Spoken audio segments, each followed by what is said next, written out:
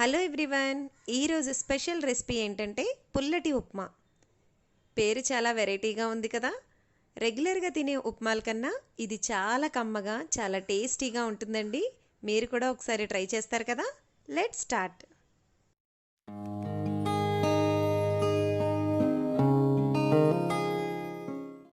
ఈ ఉప్మాను ప్రిపేర్ చేసుకోవడం కోసం రెగ్యులర్గా వాడే గోధుమ రవ్వను కాకుండా బియ్యపు రవ్వ అయితే చాలా టేస్టీగా ఉంటుందండి. ఇక్కడ నేను 1.5 కప్ వరకు బియ్యపు రవ్వను తీసుకుని దాన్ని ఈ విధంగా లైట్గా ఫ్రై చేసుకుంటున్నాను. ఇలా ఒక 2 నిమిషాల పాటు లైట్గా ఫ్రై చేసుకున్న తర్వాత ఒక ప్లేట్లోకి తీసుకొని చల్లారనివ్వాలి. ఇప్పుడు అదే కడాయిలో ఒక 2 టేబుల్ స్పూన్ వరకు ఆయిల్ని వేడి చేసుకోవాలి. ఆయిల్ బాగా వేడెక్కిన తర్వాత దీనిలోనికి ఒక 1/2 కప్ వరకు వేరుశనగ పలుకులను వేసుకుంటున్నానండి. ఇవి కొంచెం వేగిన తర్వాత దీనిలోనికి 2 టేబుల్ స్పూన్స్ వరకు పచ్చిశనగపప్పుని, 1 టీ స్పూన్ ఆవాల్ని కూడా వేసుకొని వేయించుకోవాలి. వేరుశనగ పలుకులు, పచ్చిశనగపప్పు బాగా వేగేంత వరకు వేయించుకోవాలి. దీనిలోనికి మీ కారానికి సరిపడా ఎండుమిరపకాయలను వేసుకోవాలి. ఇక్కడైతే నేను ఒక 3 ఎండుమిరపకాయలని ఈ విధంగా కట్ చేసుకొని వేసుకుంటున్నాను. దాంతోపాటు ఒక 2 పచ్చిమిరపకాయలని ఇలా నిలువుగా చీలుకొని వేసుకుంటున్నాను. దీనిని ఒక 2 నిమిషాల పాటు ఈ విధంగా ఫ్రై చేసుకోవాలి.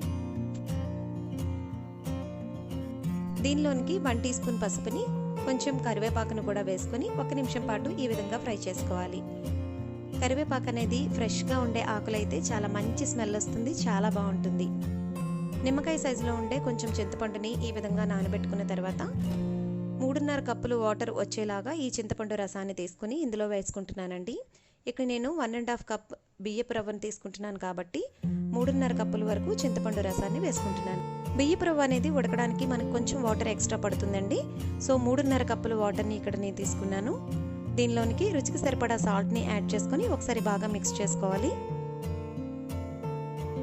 ఈ చింతపండు వాటర్ అంతా కూడా బాగా మరగాలండి. చూస్తున్నారు కదా, వీడియోలో చూపించినట్లుగా బాగా తెల్లగాగిన తర్వాత మాత్రమే ముందుగా ఫ్రై చేసుకున్న ఈ బియ్యపు రవ్వని కొంచెం కొంచెంగా యాడ్ చేసుకొని ఒకసారి ఉండలు లేకుండా ఈ విధంగా బాగా మిక్స్ చేసుకోవాలి. రవ్వని యాడ్ చేస్తున్నప్పుడు కంపల్సరీ స్టవ్ని లో ఫ్లేమ్లోనే ఉంచుకోవాలి, లేదంటే ఉండలు కట్టేస్తాయి.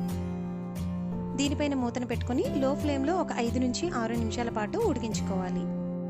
ఒక 5 నుంచి 6 నిమిషాల తర్వాత ఉప్మా అనేది రెడీ అయిపోయింది. బియ్యపు రవ్వతో చేస్తున్న ఉప్మా కాబట్టి కొంచెం వేడి మీద ఈ విధంగా ముద్దగానే ఉంటుందండి. చల్లారిన తర్వాత చాలా పొడి పొడిగా వచ్చేస్తుంది, చాలా టేస్టీగా ఉంటుంది.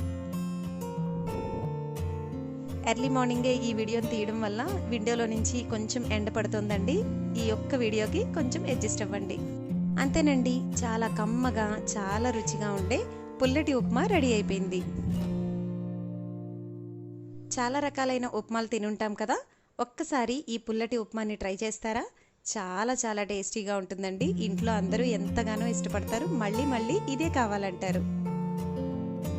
ఎప్పుడైనా కమ్మగా, నోటికి రుచిగా ఏవైనా తినాలనిపిస్తే కనుక ఈజీగా, సింపుల్గా ఇలా పుల్లటి ఉప్మాని ప్రిపేర్ చేసుకొని తింటే చాలా టేస్టీగా ఉంటుందండి. మళ్ళీ మళ్ళీ ఇదే తినాలనిపించే అంత టేస్టీగా ఉంటుంది.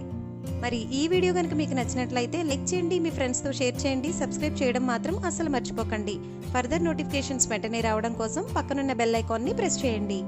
మరిన్ని కొత్త డిషెస్తో మరొక వీడియోలో మళ్ళీ కలుసుకుందాం. అంతవరకు బాయ్.